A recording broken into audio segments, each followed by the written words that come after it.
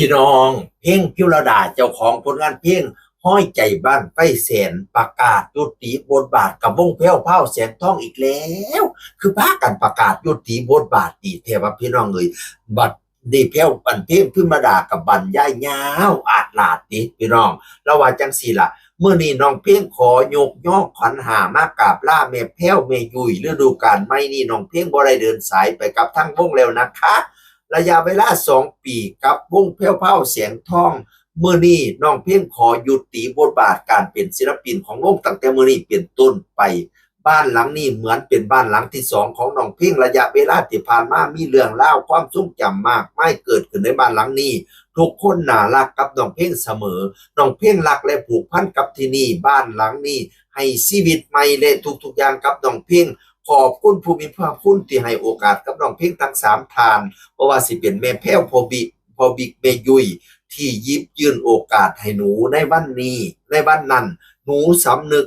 เสมอไม่มีวันลืมณมื้อนี้ที่หนูตัดสินใจแบบนี้เพราะหนูบ่อยากเป็นตัวทวงให้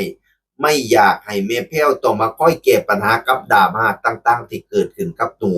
และสิ่งที่สำคัญหนูอยากถอยมาเพื่อพัฒนาตัวเองหนูยังบ่เก่งเสียงยังบ่ดียังบ่เหมาะสมและดีพอที่จะอยู่ที่นี่ว่าซั่นว่านะ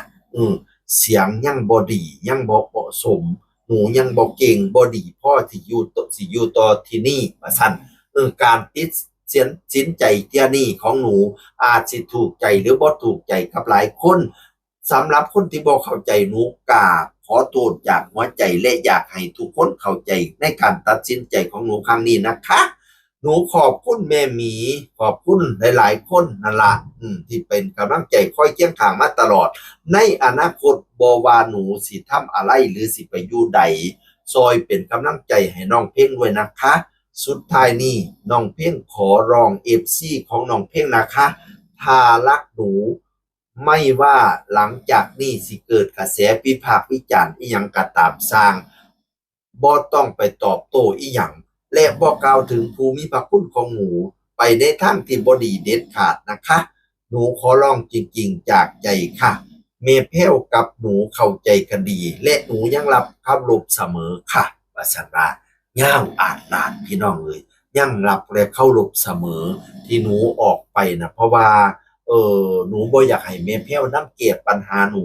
ดราม่านั่นหนูน่ะมีเรื่อยๆน้อยก็ดราม่าเรื่องนี้น้อยก็ดราม่าเรื่องนั้นที่สำคัญหนูยังบ่เก่งเสียงก็บ่ดีแล้วก็อาจสิบ่เหมาะสมที่สิอยู่หม้องนี้พะนะว่านั่นน่ะนี่ล่ะคือเหตุผลของน้องเพ่งพิมรดาหลังจากนั้นเราก็มาไล่โสดท้ายชี้แจงอีกอย่างหนึ่งดิแล้วก็ว่านั่นล่ะหนูบ่เหมาะสมหนูเสียงบ่ดีหนูอยากออกไปปรับปรุงพะนะว่าแรกก็บอกว่าณตอนนี้ยังไม่มีแผนว่าจะไปอยู่ที่ไหนบ่ทันมีแผนว่าสิไปอยู่หม้องใดเที่ยณตอนนี้แต่เรื่องอนาคตไม่แน่นอนพี่น้องเอ๋ยนั่นล่ะแล้วก็มายกย่อขันหากขอกราบลาแม่ยุ้ยแม่แพ้วไปตามหีดขีดตามข้องอยู่หีดบ่ให้มองข้องบ่ให้เสาสิมาบ่ให้เกาหีดบ่ตั้งแต่กกแต่เขาหีดผู้เฒ่าเฮานั้นให้รักษาไปลามาบ่ายพี่น้องเอ๋ยนั่นล่ะบ่ได้ไปใดเด้อบ่มีแผนว่าสิไปใดเที่ยเราก็มาติดตามเหตุการณ์ตอนต่อไปว่าจะเป็นเช่นไรพี่น้องเอ๋ยเสียงคนเก่าเว้าสู่ฟังสวัสดีครับสวัสดีครับ